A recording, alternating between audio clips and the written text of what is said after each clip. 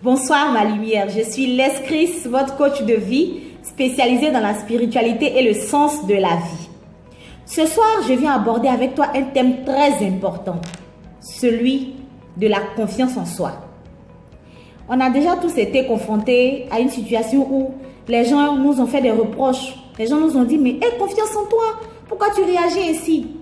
Ou soit, on a déjà vu des personnes qui, même par leur posture, par leur manière de parler, par leur manière de se déplacer, ont ce petit truc-là qui aguiche, ce petit truc-là qui te pousse à toi-même tomber des nues et dire « Waouh, mais quelle confiance !» Mais malheureusement, on a beau lire les choses, on a beau chercher à comprendre, on ne sait pas d'où sort cette aptitude à devenir comme ça. Aujourd'hui, je vais te partager 5 astuces pour avoir confiance en soi.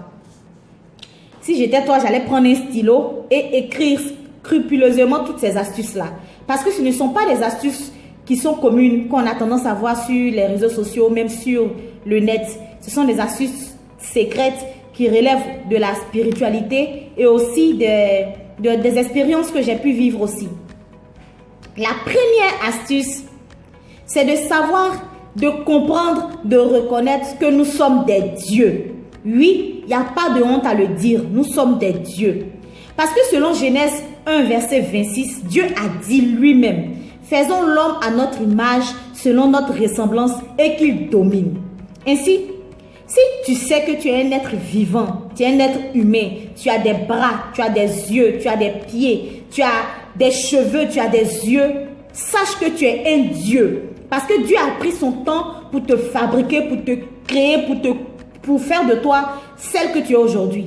Même si tu n'es pas grand, même si tu n'es pas mince, même si tu n'es pas grosse, même si tu n'as pas toutes les rondeurs, tout ce qu'il faut, tu es un Dieu à la base. Tu as toutes les caractéristiques d'un Dieu. Du coup, tu ne dois pas te dire que tu es insuffisant, ni te dire que tu es bête, ni te dire que tu es incompétent, peu importe le statut que tu as actuellement.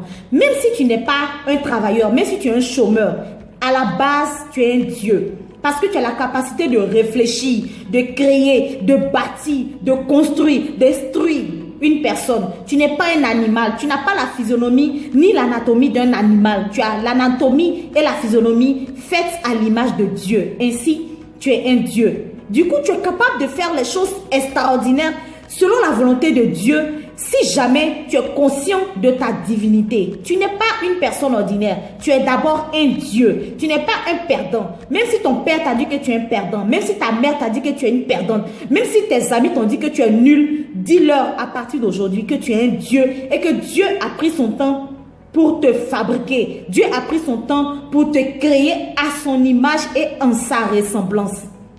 Ça, tu dois te mettre ça dans la tête. Ton apparence physique, c'est Dieu qui a décidé de te bâtir comme ça parce qu'il sait que tu en auras besoin pour gagner ta vie, pour être une personne exceptionnelle, pour développer le monde qui t'a confié entre ses mains. La deuxième astuce que je vais te donner est celle de faire la paix avec soi. Nous savons tous que lorsqu'on a un problème avec une personne, ou soit nous sommes en conflit avec une personne, nous n'avons pas la bonne posture. En général, nous sommes soit nous avons le visage serré, ou nous, au lieu de penser à notre développement, nous ruminons tout ce que la personne a fait. Ou soit, au lieu de chercher à progresser, à évoluer, nous sommes dans le passé. Nous nous rappelons chaque fois ce que la personne a fait. Du coup, on n'a pas le temps de réfléchir à notre développement et à notre épanouissement. Ainsi, aujourd'hui, je vais te demander de prendre conscience que tu dois faire la paix avec ton passé. Imagine un truc.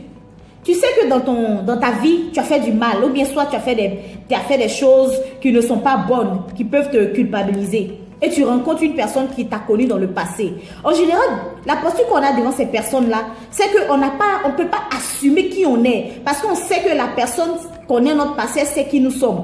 Du coup, une personne qui a réussi à faire la paix avec son passé, peu importe la personne qui sera en face d'elle, elle aura toujours la tête levée, elle aura toujours la posture de la personne qui a confiance en elle, parce qu'elle sait qu'elle n'a rien à cacher, elle n'a rien, aucune toile d'araignée à dépoussiérer nulle part dans sa vie si l'autre personne lui pose des questions. Donc ce soir, je vais te demander de savoir que tu dois faire la paix avec ton passé. Restaurer tout ce qui est à restaurer. La troisième astuce est l'une des plus importantes. Je vais te demander d'écrire la meilleure version de toi. Vous savez, vous et moi, nous savons tous qui nous serons lorsque nous aurons plus confiance en nous. C'est-à-dire que quand tu te vois, tu sais que c'est lorsque tu vas avoir telle chose, c'est lorsque tu pourras faire telle chose ou c'est lorsque tu seras capable de faire telle chose que tu auras confiance en toi. Donc ce soir, je vais te demander d'écrire cette phrase-là. J'aurai confiance en moi lorsque je serai capable de et j'aurai telle chose ou je pourrai faire telle chose. Les personnes qui ont confiance en elles en général, elles connaissent leurs limites, elles savent où elles vont et elles savent ce qu'elles sont capables de faire dans leur vie. Du coup, quand elles marchent ou quand elles parlent, elles ne sont pas dans le désordre parce qu'elles ont un canal de communication, un canal de réaction très précis.